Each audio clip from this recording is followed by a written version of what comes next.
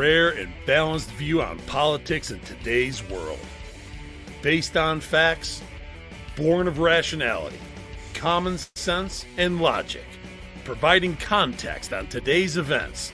This is American Perspective with Rick Thomas.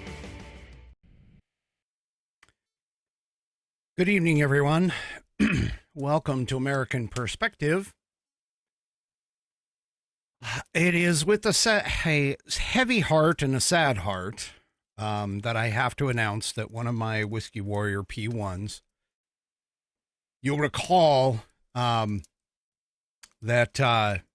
Fat Paws, that was his screen name, that Fat Paws was in a horrific car accident about a week ago, a little less, but sometime last week, mid to late last week, was in a car accident.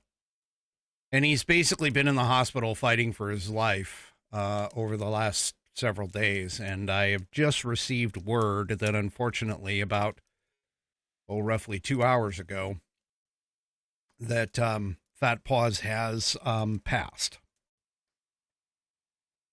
So, it's things like this. If you are, if you are the family member or friend or whatever, whatever relationship you have with the individual, if the individual passes via natural causes, meaning they've lived a full life and, the impact, while still affected, please don't get me wrong on this, while the impact is still can affect you, when tragedies like this happen and people are ripped away at a moment in time, that hits harder than I think any other way of passing. Because oftentimes what you end up doing is you end up thinking about, how many times did I get the opportunity to say something to that individual, to explain to them, to tell them how much I love them, how much I appreciate them, how much I, appreciated and loved and was that they made an effect on life. So whenever somebody passes in a tragedy such as this one, you don't get those opportunities anymore. You don't get the opportunity to say the things that you wanted to say. And we all know life gets in the way. I mean, everybody, including, everybody gets to a point where life goes in and, you just keep thinking to yourself, I've got tomorrow. I've got, the next day or whatever. And the fact of the matter is that you don't. You really don't. None of us know, outside of the moment that we're living in, none of us know what is coming next.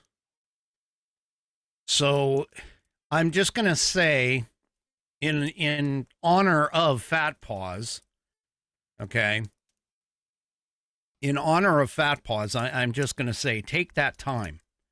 We're coming up to Thanksgiving, which is, a big, well, for America anyway, it's usually a large gathering of your family. Take the time. Take the time to say the things that you want to say. Take the time to explain to an individual how much they mean to you.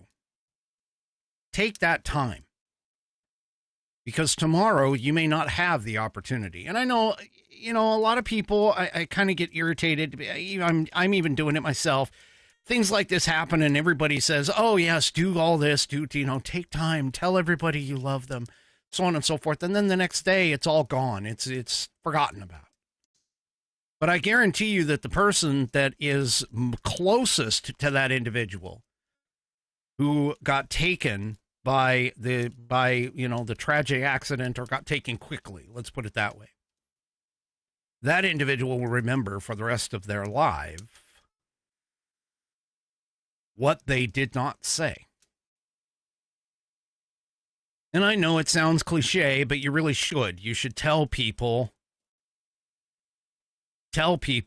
when everything. Tell people how you feel about them in terms of, especially if you really appreciate them, because you never know. You never know if you have tomorrow. You never know if you have any time left with these individuals. You only live once, as far as I'm aware. You only get one shot. And once it's gone, man, it's gone. And nothing makes you feel that more so than especially if they leave in a very rapid fashion, is the best way for me to put it. So that being the case, I moved Fat Paw's Pledge of Allegiance to the front of the line tonight. So in honor of him, I'm going to have him read the Pledge of Allegiance for us. And after he is finished, I hope you don't mind, but I will follow that with a moment of silence in honor of his passing. So, that said, if you are of mind, please stand. Remove your hat if you're wearing one.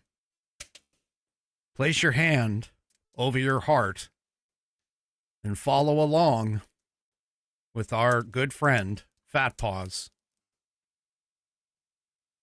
May he rest in peace.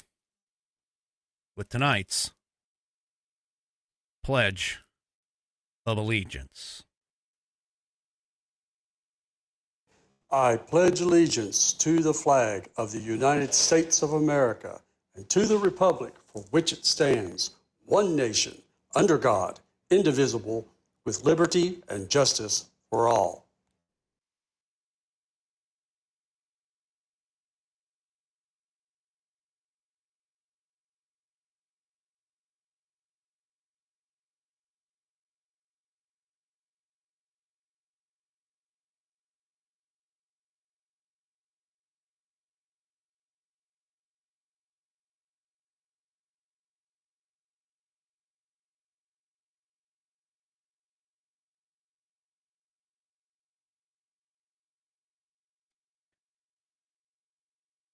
Ladies and gentlemen, I hope that your prayers tonight will include Bonnie, his wife, who is also a longtime Whiskey Warrior member. She's going to need all the support and love that she can possibly get, and if all you can give is a prayer or two, a thought or two, that's fine as well. I might as well offer a prayer right now. Dear Heavenly Father, we thank you for the time that you gave us with Fat Paws. You know who he is. And we ask that you receive him in your loving arms in heaven. And we pray that you continue to comfort and console his family down here on earth. May they understand that the time that you gave them with him is very important, and that they remember with fondness all of that time that they had to spend with him. Lord, we know accidents happen. We know incidents like this happen, and you call people home from here on earth at a moment's notice. We just ask that you are able to comfort and keep the family as they deal with this, your will, with this incident, and that you comfort and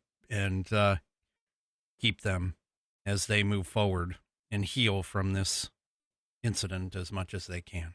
In Jesus' name we pray. Amen.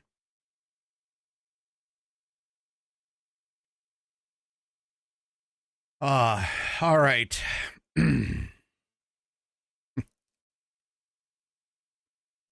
Seems kind of odd to be following this along with a sponsor to the program, but unfortunately life does go on. So tonight's headline sponsor, of course, is the Institute on the Constitution.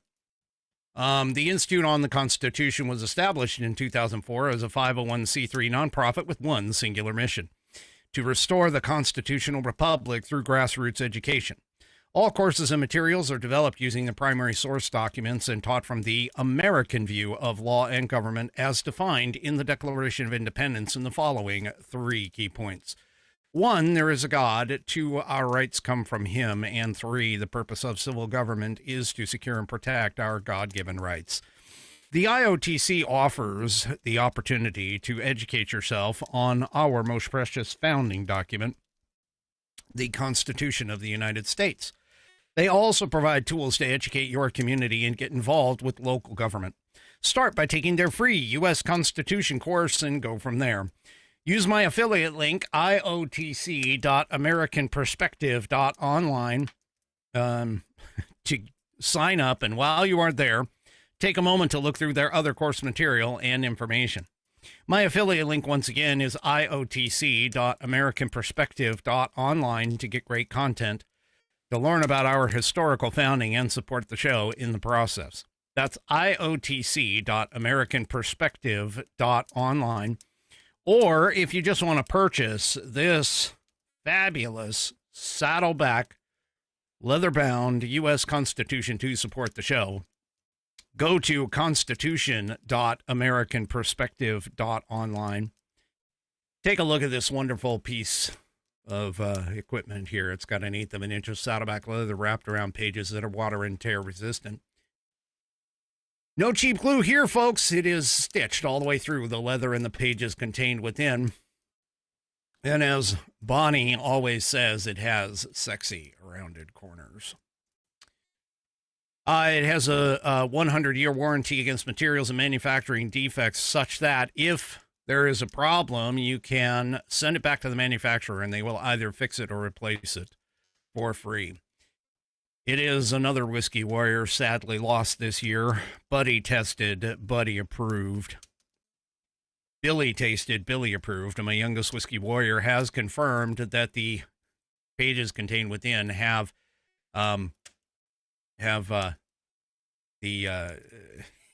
contained within can help you to gain your civics badge in scouting, as well as your civics exam, if you still have those. So anyway, go to constitution.americanperspective.online and get yours today. Also, don't forget, Christmas is coming up soon, and you can grab these and you can stick them in the stockings of all of your family members, regardless of which side they're on, because every American should have a copy of the Constitution and should read it and know it. Every single American. But anyway, go and get yours today. Go to constitution.americanperspective.online and go and check out the rest of the Institute on the Constitution's offerings. I do appreciate them for allowing me to be an affiliate. All right. Well, that was a heck of a start to the program. I don't know. Anyway, the Democrats are now finding out that their shutdown stunt that they did, probably not a good thing, and they actually came out on the short end of the stick with it. There was a new poll out from YouGov that from The Economist and YouGov, they were partners in it. It was a weekly survey from them that shows that only 8% of Americans actually believe Democrats, quote unquote, won the government shutdown battle. So the survey asked respondents, in your opinion, who won the shutdown battle? Across the board, a plurality, 39%, said that neither side actually won. followed by 35% who said that it was only Republicans, and only 8% actually deemed the Democrats the victor. So even Democrats themselves were aware that their side lost. Only 14% of Democrats surveyed said Democrats won the shutdown battle, as 25% said Republicans and 45% said neither side. A slight majority, 52% of Republicans, said that their side won the shutdown battle, although 26% still say neither won. 46% of independents said that neither side won, but 28% did say Republicans won, and only 4% of independents said Democrats won. So, yeah, realistically, I mean, let's just face it. Nobody wins in these kinds of battles. Let's just be honest about it. But the reality of it is that the American people lose every single time government fights over programs that are unconstitutional, that are not part of the Article 1, Section 8 area of responsibility. Anytime there is something that is done by government that is outside of that, that is unconstitutional, yeah, everybody loses. So, yeah. Anyway. Well, 3 Chevy's got some really good advice. If you don't, given what I announced at the beginning of the program, if you don't have a will created, this is a good example of why it's important to have it taken care of. So you may want to make sure that you have a will. All right. Let's continue on here. Yeah, make sure you've got all of your, beneficiaries updated on all your stuff and everything else. It's just, yeah. Anyway, Pam Bondi has announced that she will appeal the dismissal of the Comey and James cases. Now, keep in mind, doing this appeal, if the government happens to win, that would be a good thing. But there isn't, chances are not them winning. And if that happens, if they don't win, they have a bit of an uphill road to hoe when it comes to Comey. Letitia James is a little bit easier.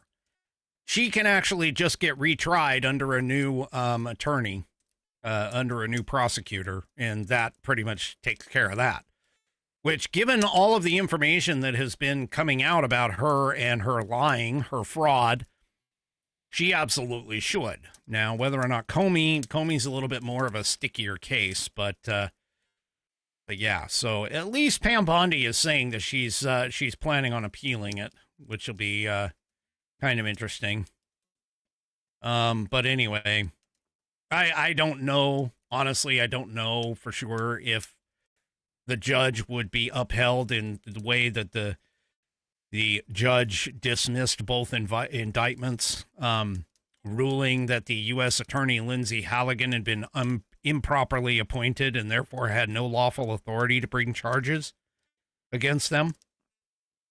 So, yeah, we're just going to have to kind of see where this goes. But, yeah. Tish James, on the other hand, though, she actually can very well. She's the easier of the two, realistically, for that whole situation. All right. So, really, really quickly, I want to remind everybody about this video that was put out by 6 people. I'm Senator Alyssa Slotkin. Senator Mark Kelly. Representative hold on. Chris DeLuzio. Congress. I did this again. Let me try and do this because I got to get this right. Where is it? Here we go. There we go. All right. I'm going to back this up and start this again, but I want to remind everybody of this video. I'm Senator Alyssa Slotkin. Senator Mark Kelly. Representative. Congresswoman Maggie Goodlander. Representative Chrissy Houlihan. Congressman Jason Crow. I was a captain in the United States Navy. Former CIA officer. Former Navy. Former paratrooper and Army Ranger. Former intelligence officer. Former Air Force. We want to speak directly to members of the military And the intelligence community. who take risks each day. To keep Americans safe. We know you are under enormous stress and pressure right now. Americans trust their military. But that trust is at risk. This administration is pitting our uniformed military And intelligence community professionals. against American citizens. Like us, you all swore an oath. To protect and defend this Constitution. Right now, the threats to our Constitution aren't just coming from abroad, But from right here at home. Our laws are clear. You can refuse illegal orders. You can refuse illegal orders. you must refuse illegal orders. No one has to carry out orders that violate the law. Or our Constitution. We know this is hard and that it's a difficult time to be a public servant. But whether you're serving in the CIA, In the Army, Our Navy, The Air Force. your vigilance is critical and know that we have your back. because now, more than ever, The American people need you. Okay, so I anybody that watches this video, by the way, and says that, oh no, they were just reminding people of their, constitutional responsibility, you can just go jump off a cliff, because to be honest with you, you obviously do not understand and cannot understand plain English. Your English comprehension skills suck. And there's a gentleman, by the way, who has posted a video and he discusses it. His name is Buzz Patterson. Hat tip to 3 Chevy for passing this on to me, but I want to play his video, which kind of demonstrates a refutation of these people. Hey everybody, this is Buzz Patterson. I'm a retired Air Force Lieutenant Colonel, retired Air Force pilot, combat veteran, and at one time I was the military aide to President Bill Clinton and carried the nuclear football and actually lived in the White House. So I've been around. I was actually, during my military service, deployed to 70 countries and fought in 3 wars. So I feel like I've got a dog in this hunt. I am very appalled at what the Sedition 6 has done with their video. I think it's a violation of their oaths of office, and especially in the case of Senator Mark Kelly, I believe it's a violation of the UCMJ, and I hope that President Trump and Secretary of War Pete Hegseth hold them accountable. They are violating, and they are politically using their positions to undercut the command of President Donald J. Trump, and they're circumventing the chain of command. Congress and members of Senate are not in the chain of command. President Trump is, however, as our commander-in-chief. So I fully support going forward with whatever prosecutions are warranted and legitimate, and I think they are on these individuals. They use their positions, military and in the intelligence community, to expose, I think, and put at risk those of us who serve in uniform. I think that what's going to happen is because they violated the military chain of command, people are going to die. They undercut the underpinnings of the military, which is good order and faith and trust in their leadership. And in my estimation, what they did was treasonous and seditionist, and I hope they are prosecuted to the full extent. Again, my name is Buzz Patterson. I served in combat. I've served for 20 years, and I am outraged by what has happened by the Democrats, and I fear for what's going to happen to our young soldiers, sailors, airmen, and Marines if they choose to violate what is a legal order, which will ruin their lives and ruin their careers. Thank God, guys. God bless. See you. So there you have it. And I'm right along with Buzz. See, at a very minimum, folks, at the minimum, they violated Article 18 USC Section 2387, which pretty much says that you can't do what these people did. I mean, there is absolutely no way that you could sit and look at these individuals and be like, what was your intent with all of this? I have had so many conversations with people about it, and it all comes back to the same thing, is intent. They weren't, regardless of what they say, they weren't just merely reminding the military about this. No. Mark Levin, several other pundits, they all agree. This was a targeted and purposeful use of their position. Their position and their, rank or whatever, in order to demonstrate or in order to attempt to foment disloyalty and insubordination within the ranks. They essentially, as 3 Chevy just pointed out, they were trying to plant a seed, which in and of itself is a violation of 18 USC 2387. Because all you have to do is attempt, have the intent and attempt to do what these people are doing. And anybody with a brain pretty much knows that this is what's going on. Well, we all know, based on yesterday, that Mark Kelly is going to be investigated by the Department of War, that he if that investigation comes out the way that it should, he would get called back to active service and face a court-martial. That being said, the FBI has now thrown their hat in a ring. The Epoch Times posted this earlier today. The FBI is seeking to interview the lawmakers in the illegal orders videos.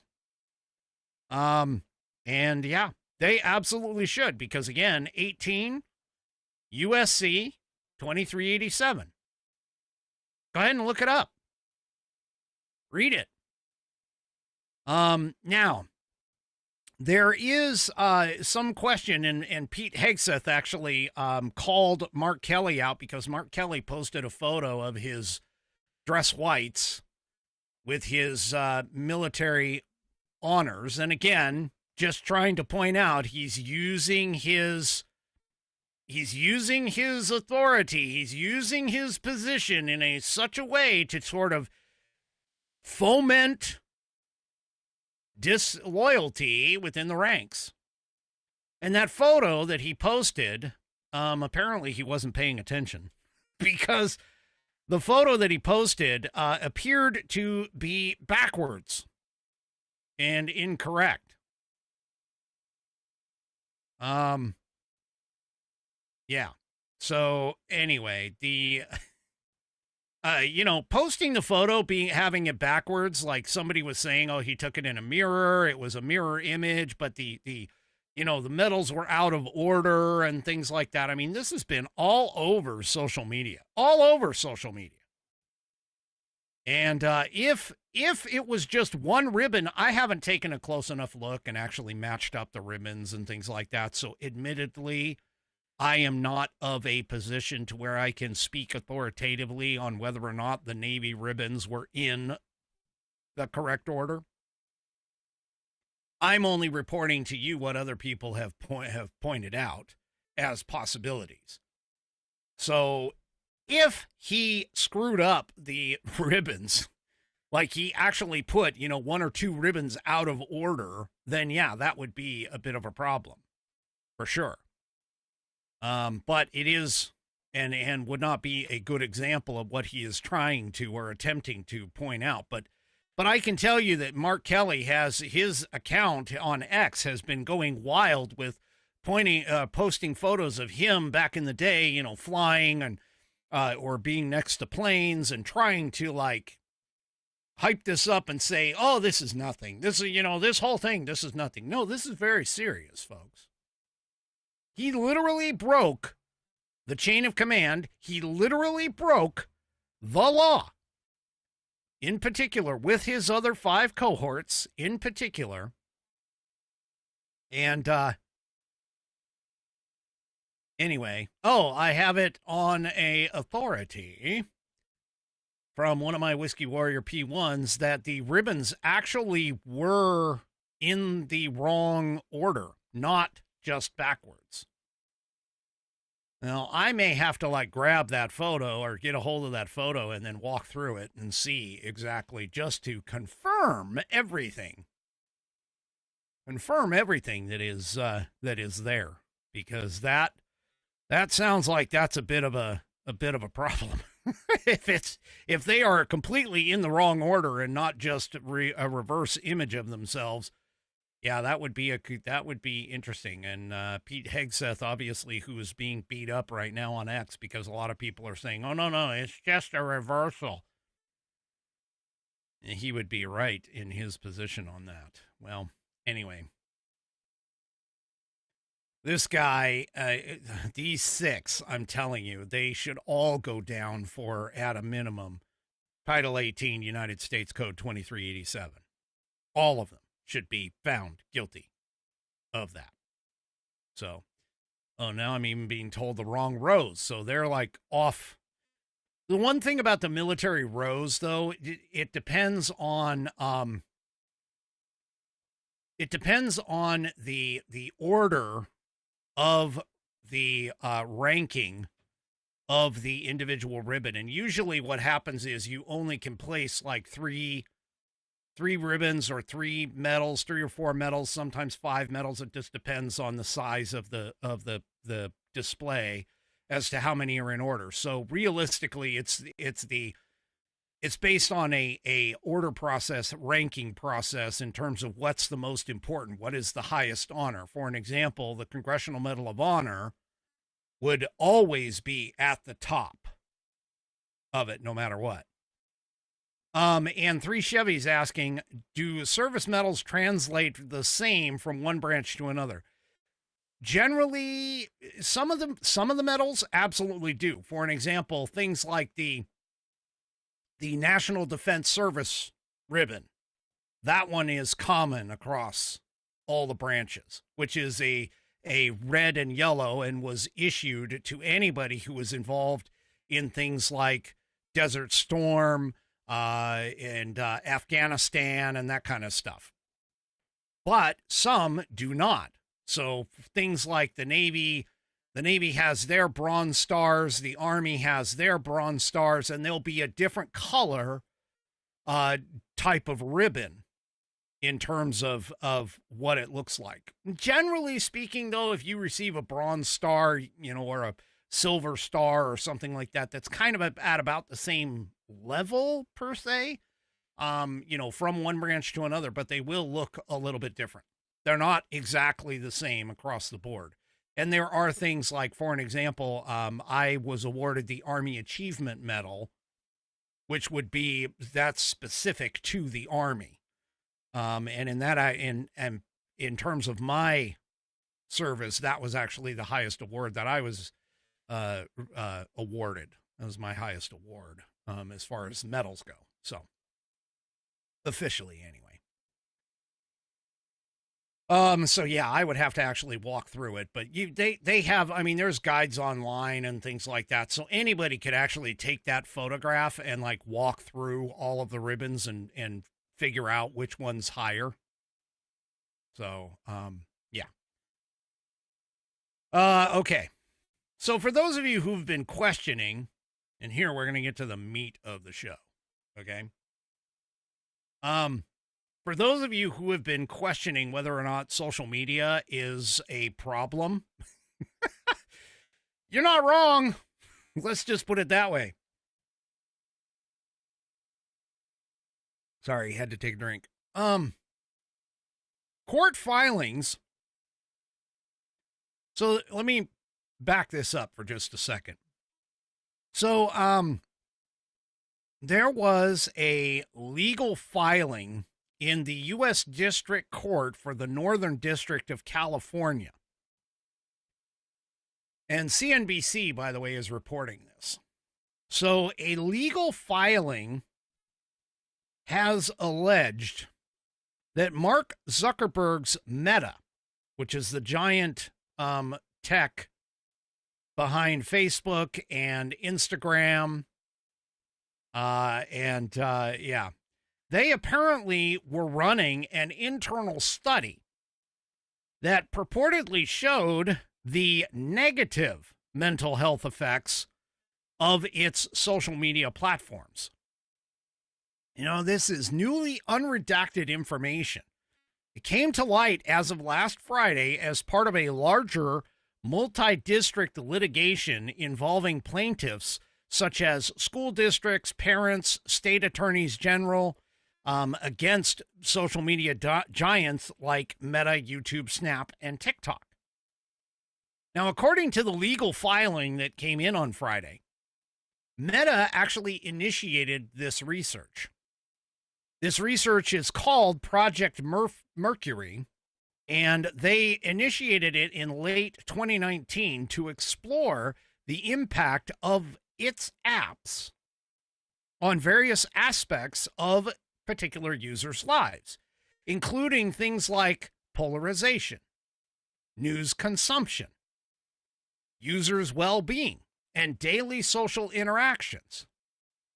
Now, the lawsuit claims that when the initial tests of the study allegedly showed that people who stopped using Facebook, as an example, for a week, reported lower feelings, meaning less feelings of depression, anxiety, loneliness, and social comparison, Meta chose to bury and halt the research. Now, a couple of individuals they've got quoted here, and Politico reported this, which is amazing to me because it's left-wing, but Politico reported that the filing indicates or includes some communications between the researchers that make direct comparisons between social media apps and drugs. A Meta senior research, Shayl Jimenez, Shayll, says Instagram is a drug.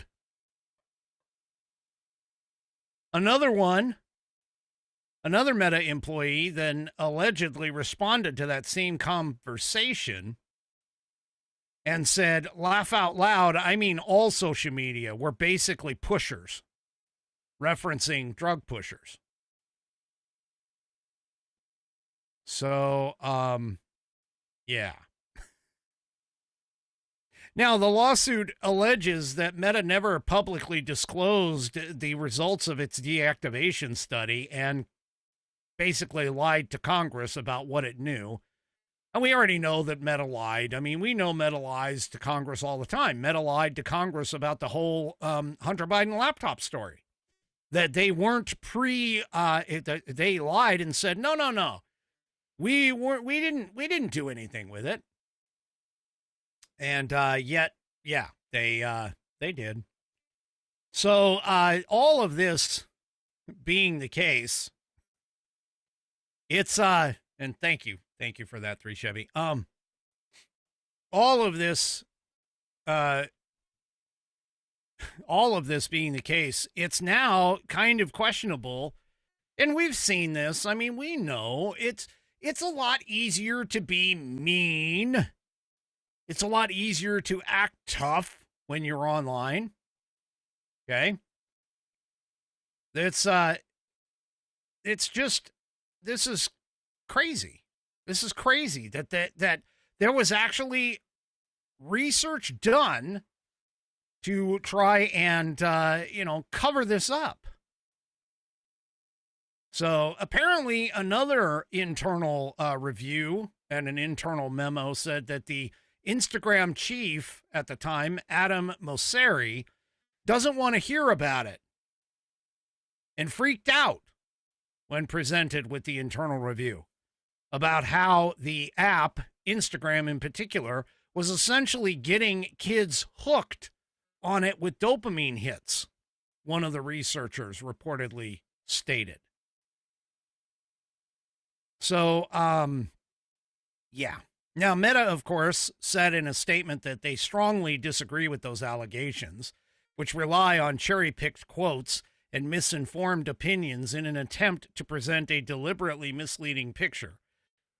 But you know as well as I do that we all have, evidence of when kids get hooked on social media. There's several studies out there that have all shown the exact same thing, that when kids get hooked on social media, they tend to, disconnect from their families. They disconnect from outside reality and life. We all know that. I mean, it even happens with adults. There's times where even I get so involved with conversations that are going on social media that there's times when I get sucked into the vortex. Of course, for me, it's mostly taking on Democrat moron leftist lunatics, but that's that part of the case. They basically, I mean, these people seem to understand that, or don't seem to understand that this actually does affect people's lives, especially when you're so wrapped around it that you have to sit there and be like, oh, I got 1,000 likes today or whatever. You'll hear the kids saying this all the time. You'll hear the kids like, oh my gosh, I put a video up and I've gotten over 1 million hits and over 100,000 likes. And I just love it. Anyway. So for Meta to actually sit there and say, oh, no, this isn't addictive at all. Yeah. Okay. Sure. So, yeah. Anyway, we'll have to kind of see what this does. I'm not exactly sure what the lawsuit is actually even about, other than, what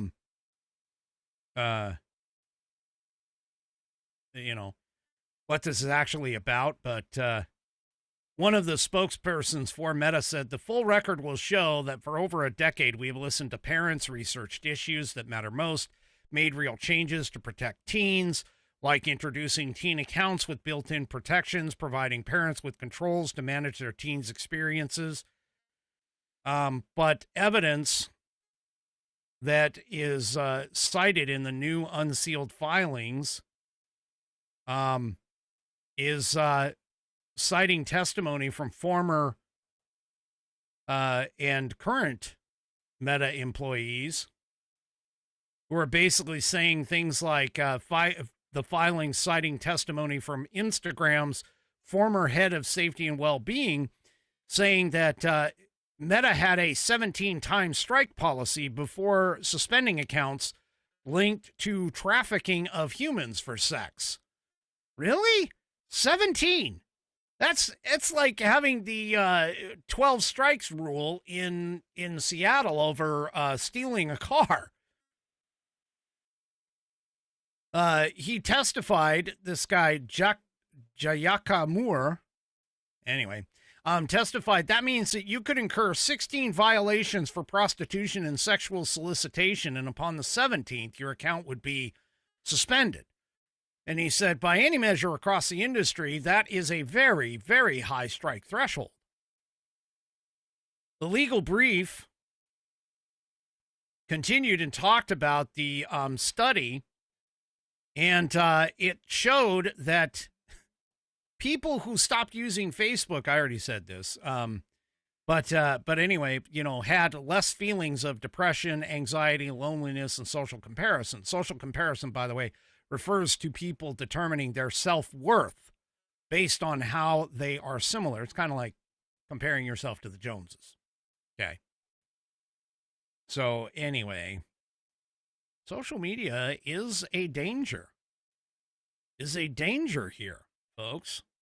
So, Satya Haworth, who is the executive director of the Tech Oversight Project, made a statement saying Mark Zuckerberg has blood on his hands. He has known for over a decade that pedophiles and sex traffickers were targeting children on his platforms. And instead of fixing the problem, what he did was worse than nothing. He killed safety features, buried internal research, and then lied about it to Congress.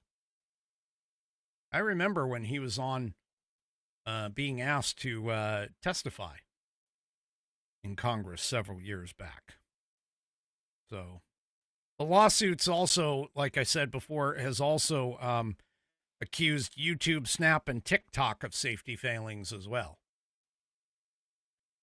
especially when it comes to protecting young users. So this is a big thing. Big thing. Well, this isn't the only report that has come out and talked a little bit about this, safety and things like that. There's another report out, and this is amazing. This is an amazing report. Oh my gosh, it is so amazing. Here's the result of the report. There was a report that came out that says that locking up criminals reduces crime. I'm not kidding. I am not kidding. I'm not kidding here. Yeah. So, this City Journal came out with this report. City Journal's Ty Fort Gang and James Wilson's Thinking About Crime, which is the name of the report, forms the backbone of Fort Gang's new article. And, yeah. So this is what Fort Gang reported. Violent crime is overwhelmingly the work of a small group of repeat offenders. That is, it is highly concentrated. Apparently, according to the report, in New York City in 2022, just 327 people, okay, think about this, 327 people accounted for a full third of all of the shoplifting, with more than 6,000 arrests between those 327 people. In Oakland, which is 0.1% of the population, that means 400 people, committed a majority of the city's homicides.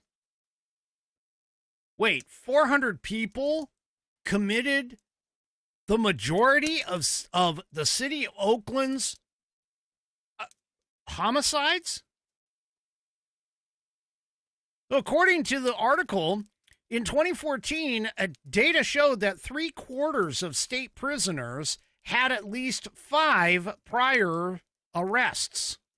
Nearly 5% had 31 arrests or more, a larger share than those imprisoned after just a single arrest.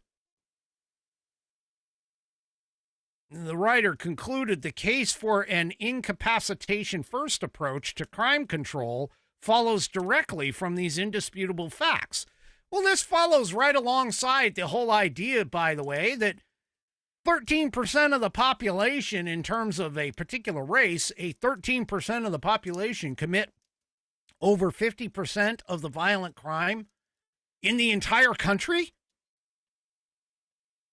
I mean, seriously, guys, this is just... Anyway, violent crime, they predicted, would continue the slow but long-lasting decline that had started in the mid-90s, except for a 2020 to 2023 spike caused by bad but likely purposeful policy decisions related to COVID and BLM. Well, the authors have basically made it. They've nailed it. So, yeah. According to research performed by Grok and double-checked by the author here, psychiatric hospitalization rates have plummeted since 1963. yeah, so here, this is where I'm coming in with all of these school shootings and everything else. JFK wildly underfunded the Community Mental Health Act, which resulted in a radical reduction in institutional capacity. By 2025, the U.S. itself will have fewer than 12 public psychiatric beds per 100,000 of the population, down from over 300 before Kennedy and Congress shifted the responsibility for mental health care to communities. Now think about the killing of Irina Zarutska in Charlotte this year. The perpetrator was mentally ill. Instead of being institutionalized like he should have been, he was left on the streets, where his condition was exacerbated by drug abuse. Yeah. And you wonder why we're having all these problems. You wonder why they're having all these problems with this.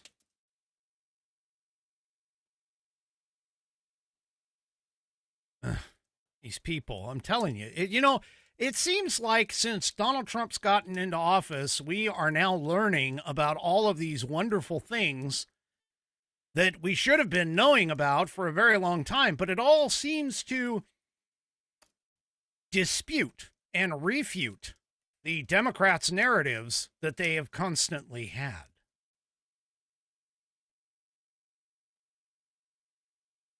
Well, apparently, I talked about this last night, shifting gears a little bit here.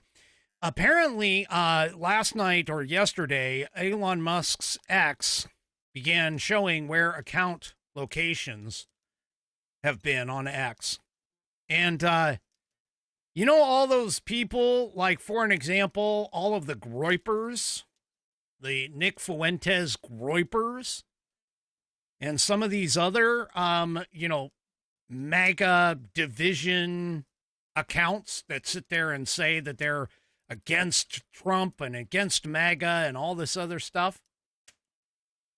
Well, apparently somebody actually went through and found that many of these accounts that are claiming to be MAGA yet are pushing division in the conservative movement have actually been exposed as being operating from India, Pakistan, and a bunch of other nations like Iran, China, etc. And popular influencers with known identities are pointing out all of the foreign fakers that are out there. So, yeah. You got to kind of ask the question. So, for an example, conservative commentator Gunther Eagleman on X said, "Who knew that an Austrian has been running a Republicans Against Trump PSYOP page?" Yeah, so there you go. He also added that watch the petty infighting stop now that foreign countries aren't pushing slop under the cover of anonymity. There was another Republicans Against Trump account, which boasts a staggering 978,200 followers, revealing that the anti-Trump count was based in Austria. Yeah. So, by the way, notably, after being caught, some of the foreign-based accounts posing as U.S. citizens began using a VPN to appear as though they are in the United States. Users began to notice that there was an exclamation point next to the account's location that reveals that they are using a VPN. Yeah, one of the most openly, now this is a X account known as Maru. One of the most openly racist accounts toward Indians posing as an American is actually run from Bangladesh.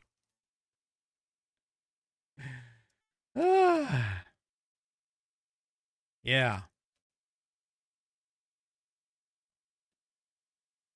There was a conservative commentator and host, supposedly, of,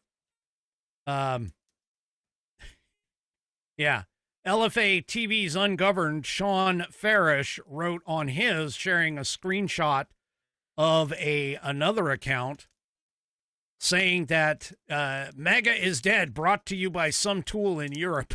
And he shows the account. Because this guy posted, or this account posted, make America great for Chinese students, Indian immigrants, so on and so forth. Yeah.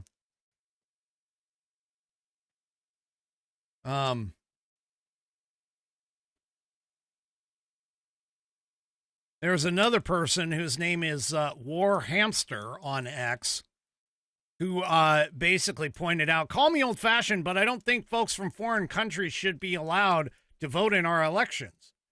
Okay, I agree with that statement, sure. But apparently that X account, War Hamster, which boasts nearly 23,000 followers, is an account based in the UAE.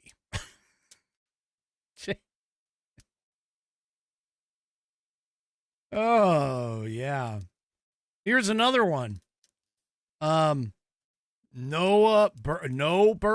N-O-H, Berg, writes, our tax money goes to Israel. They have over 100K followers. The account is Silenced Sirs. The account's based in the Congo.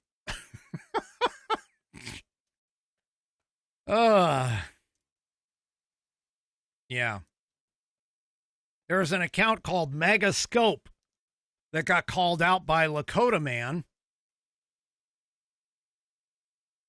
who basically, this Megascope account was berating Lakota Man. Now, I'm going to be honest with you. I don't like Lakota Man. I blocked him a long time ago, or muted him, I should say, a long time ago. But anyway, this Megascope, who boasts 51,200 followers on X, was actually based in Nigeria.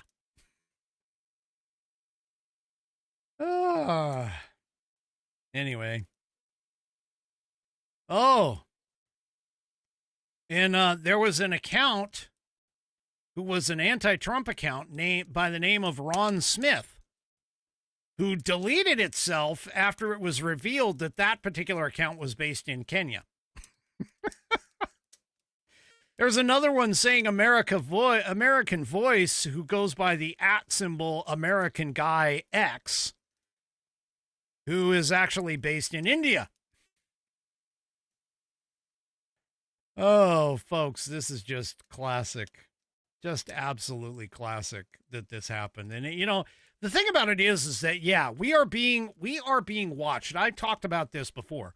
We are being watched. We are being attacked. We are being pushed by other countries in order to try and take our virtues and take our country down. So it's stuff like this. Social media by itself opens up the opportunity for all of this. And, so don't believe everything you read on the internet. That's realistically where I'm going for this. And even, it's not even just America, it's other places. Like, for an example, Israel Exposed was an account. Matt Walsh exposed them, that they're based in Saudi Arabia. So, yeah. Oh, yeah, people.